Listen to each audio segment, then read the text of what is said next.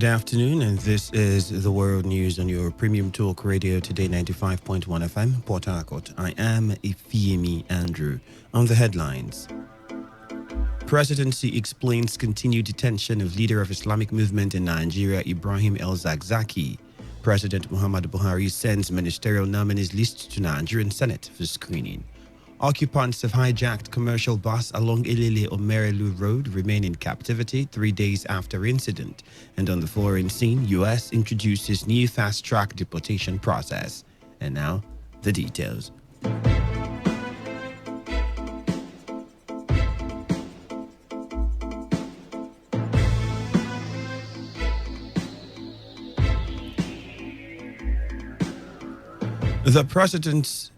The presidency says the President Muhammadu Buhari-led government refused to obey Justice Gabriel Kolawole's order on the release of the leader of the Islamic movement of Nigeria, Sheikh Ibrahim El-Zakzaky, because it appealed the ruling.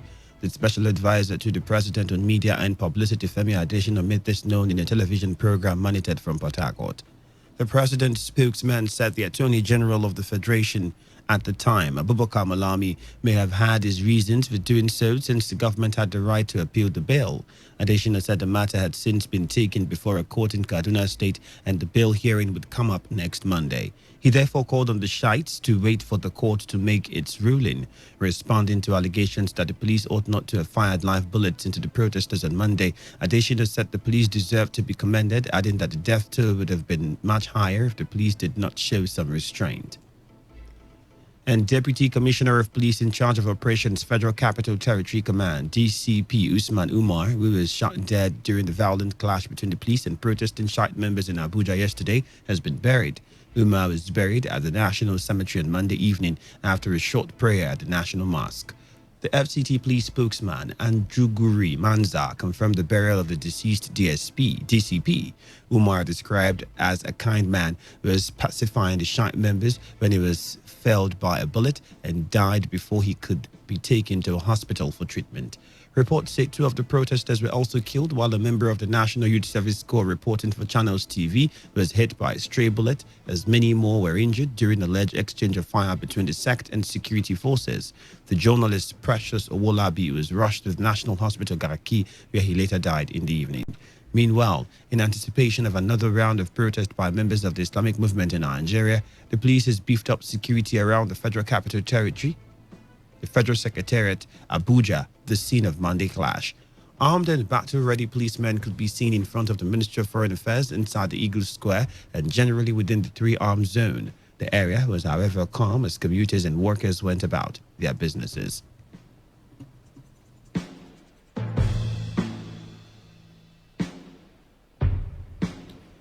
And now the Nigerian police force says it has arrested 54 suspects in connection with the violent protest by members of the Islamic movement of Nigeria in Abuja. Force Public Relations Officer DCP Frank Umba made the disclosure in a statement where he said over 3,000 Shiite members took part in the protest. He added that 2 assistant superintendents of police were injured. The sect, a few weeks ago, invaded the National Assembly where they reportedly attacked the security officials on duty. And in the meantime, the Inspector General of Police, Muhammad Adamu, has briefed President Muhammadu Buhari on the activities of members of the Islamic movement in Nigeria. The IGP, while addressing State House correspondents after he met the president at the Asu Villa in Abuja, said the president directed him to provide security for every Nigerian. President Buhari summoned the police boss following the latest in a series of protests by the Shiites in the nation's capital. Just to give him an update of what is happening in the country vis-a-vis their activities. Specifically, we brief him on the incessant coming out of this group of people protesting here and there, and we brief him on the fact that we've been able to curtail their excesses, and to let him understand that everything's under control. The president asks us to make sure we provide security for every citizen of this country and not to leave any space that will some group of people will create a breakdown of law and order. So the charge by Mr. President is that we must provide security for every Nigerian.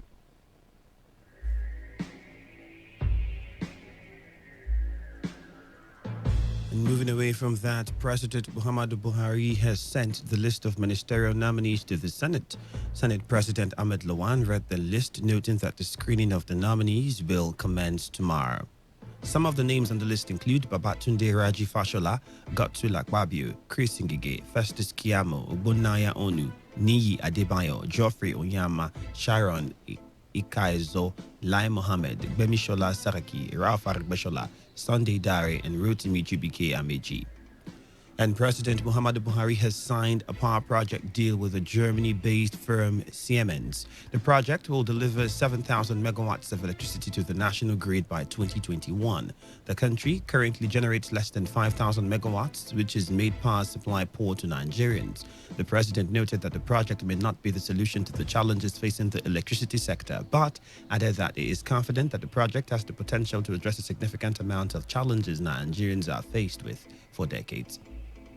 And the People's Democratic Party has commended the ruling of the Supreme Court on the governorship election in Zamfara State.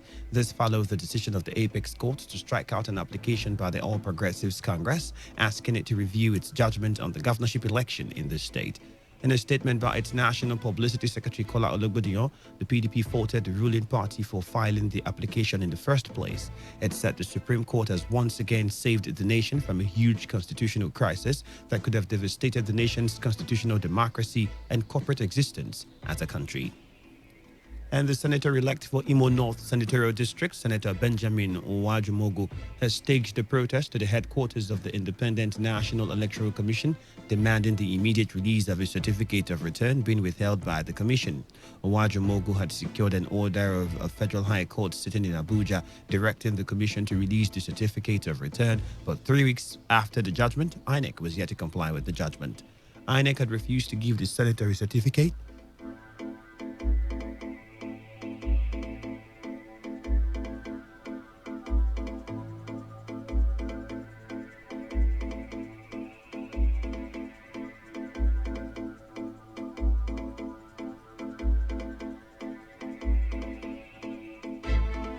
Beg your pardon, INEC had refused to give the senator his certificate of return and the excuse that he was wrongly declared winner of the election, saying it had set up a committee to investigate the veracity or otherwise of claims of misconduct during the election, a decision he challenged in court. Director General of Benjamin Uwajumogu campaign organization, Matthew Omegara, said during the protest that INEC should be held responsible for any breakdown of law and order in the area, giving the commission 24 hours to release the certificate of return. Speaking to newsmen at the INEC office, the APC senator said he approached the Federal High Court as a law-abiding citizen and obtained a judgment instructing INEC to release his certificate of return, adding that till date, INEC was yet to obey the judgment. And President Muhammadu Buhari, the All Progressives Congress, and the Independent National Electoral Commission, INEC, have said they do not intend to call any witness in the petition by the Hope Democratic Party, HDP, and its presidential candidate in the last election, Ambrose Owuru. Counsel to President Buhari Yusuf Ali and that of the APC Akin Olujimi, as well as counsel to INEC Yunus Usman, all said they do not intend to call witnesses and would rely on the case as presented by the petitioners. Meanwhile, HDP's counsel Eze Nnayelugo told the Presidential Election Petition Tribunal that his clients were done with its case after calling only one witness. Our correspondent reports that the tribunal adjourned till August 5, 2019 for the adoption of final written addresses in respect of the petition. And former chairman of the National Human Rights Commission, Professor Chidi Odinkalu, has dragged the commission to court over its alleged plan to compel its staff to subscribe to an oath of secrecy and confidentiality. Professor Odinkalu, in the suit before the Federal High Court, Abuja, argued that the policy violates the staff's rights to freedom of expression guaranteed under the Constitution and other instruments. He said the NHRC and its executive secretary are not empowered by any known law to direct the commission staff to subscribe to an oath of secrecy and confidentiality. Professor Odinkalu is also seeking an order of perpetual injunction restraining the respondents from proceeding with the plan to subject staff of the NHRC to oath of secrecy and confidentiality. Respondents in the suit are the National Human Rights Commission, its executive secretary, Anthony Ojukwu, the Nigerian Civil Service Union, and its chairman, FM Atu. And now a high court in Bauchi State has granted an order of interim injunction asking that status quo ante bellium be maintained in any matter concerning the State House of Assembly. Justice Muazu Abubakar gave the order while ruling on a motion ex parte filed by 13 members of the Assembly and 2 others. This is coming barely 24 hours after the All Progressives Congress threw its weight behind the House of Representatives on its decision to resolve the crisis in Edo and Bauchi State Houses of Assembly. And 3 days after a commercial bus with 20 occupants was hijacked along Owerri-Port Harcourt Road by gunmen, the victims have remained in captivity. Our correspondent gathered that a commercial bus traveling from Owerri to Port Harcourt was abducted around Ilede-Omurelu axis of Owerri-Port Harcourt Expressway about 9 a.m. on Saturday. 2 commercial drivers, Martins and Danjumbo, who plied the route, told our correspondent that the kidnappers have demanded the ransom of $3 million for each of the victims. When our correspondent Uchendu Jowo contacted the spokesman of the River State Police Command Nnamdi Omoni, he confirmed the incident and assured that men of the command was working seriously to rescue the victims unhurt. And if you just tuned in, you're listening to the World News here on Today 95.1 FM, Voice of the People. After the break, more news, foreign stories, and sports stories. Stay tuned. Every day, every hour, when the big stories break, depend on our 24-hour news team to bring you the latest. Today, 95.1 FM. This is Today, 95.1 FM, Port Harcourt. News.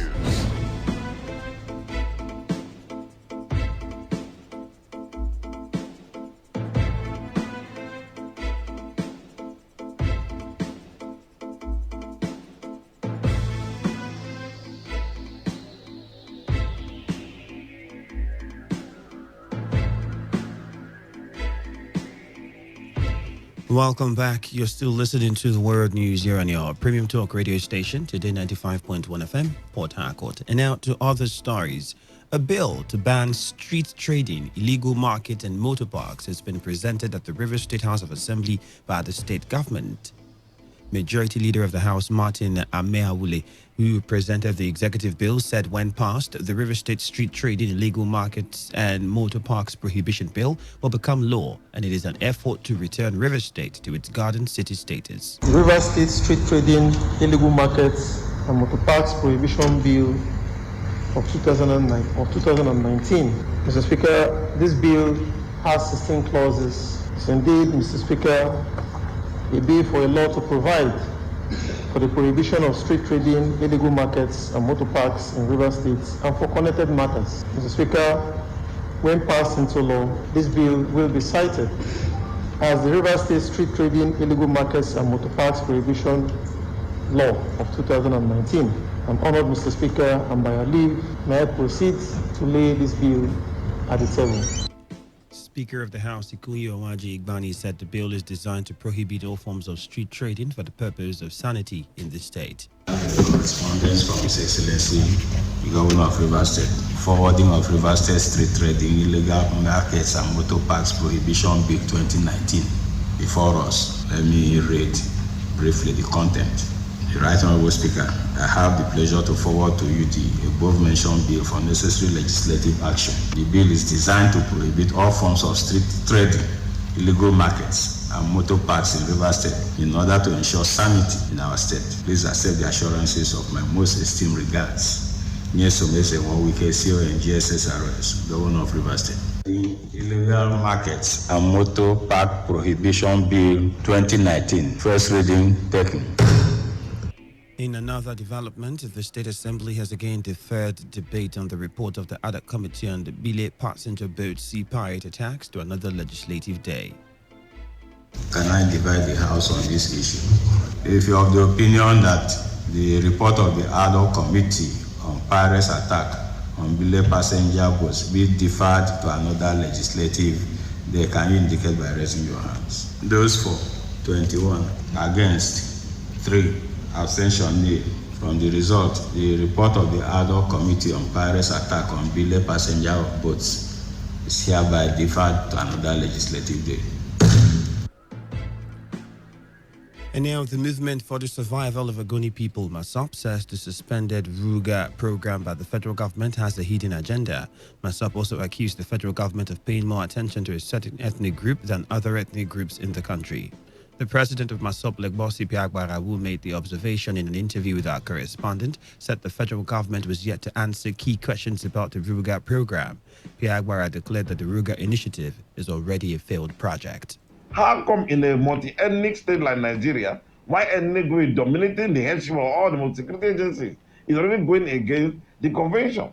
And then you see the government response when the particular ethnic group is involved in certain crises, in certain issue burden right to life. You don't hear up till now that people have been marched or arrested, marched to court, or taken to court for trial in a supposedly federal multi-ethnic country. So I think that for me, as far as I'm concerned, the Ruga thing have a hidden agenda behind it. Now, what the government is trying to do or had attempted to do, for me, doesn't respond to these two issues. It doesn't respond to the issue of criminality and not to address the criminal component of the herdsman crisis. Neither is it addressing the whole question of a people's way of life and how to subject that to modern ways of living. So for me, the entire Ruga thing is a failed project.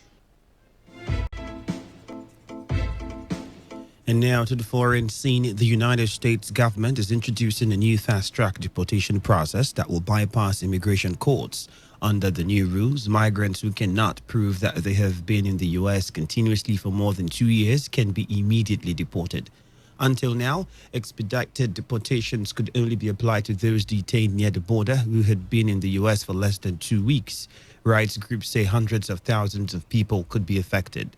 The American Civil Liberties Union says it will challenge the policy in court. The new rule is expected to be implemented with immediate effect after it is published today. And Boris Johnson has been elected as the new Prime Minister of the United Kingdom. Johnson was in the race with Jeremy Hunt. Johnson, a former mayor of London, was seen as the clear favourite, although a number of senior figures have said they will not serve under him. And now to end the news, here is a summary of our major stories. The presidency has explained the reason for the continued detention of the leader of Islamic movement in Nigeria, Ibrahim El-Zakzaky.